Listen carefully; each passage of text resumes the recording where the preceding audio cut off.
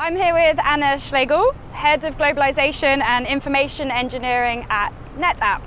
Anna, so NetApp is a leader in global external storage systems with significant market share. So I'm interested to find out, when you're marketing internationally, how important is the local buyer's journey and what part does localization play in that?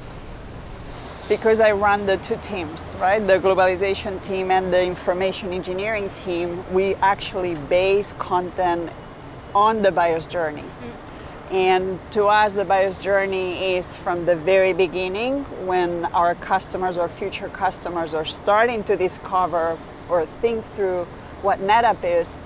We follow that buyer's journey all the way until they buy and renew and try and come back to us. So it's our base.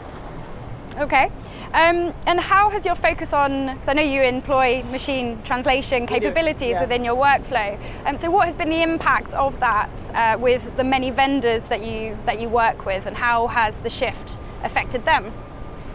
We designed a global content strategy where we segment source content to be used with machine translation. For example, technical documentation or support documentation, and even some technical marketing documentation is all through MT right now.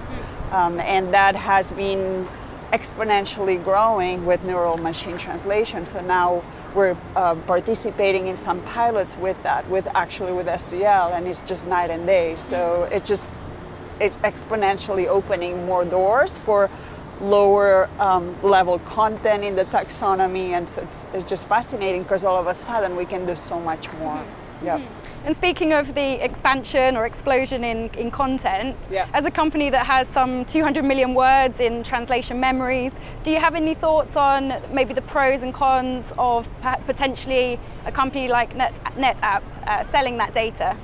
No, we would never sell the data. I think the data that we publish is out there, and I'm sure that some engines can grab it, but we wouldn't necessarily give the data. We have some joint ventures, and we have some OEM partners around the world, Japan, China, and so that we do collaborate with other companies in the exchange of content, but we wouldn't monetize on the data.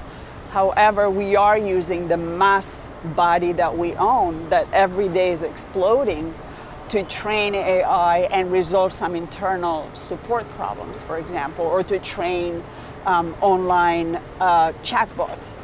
So that's how we use the data, but I don't think we would ever sell or have, be in the business of selling our content. Sure. Great. Thank you very much, Anna. Thank you, Esther. Thank you.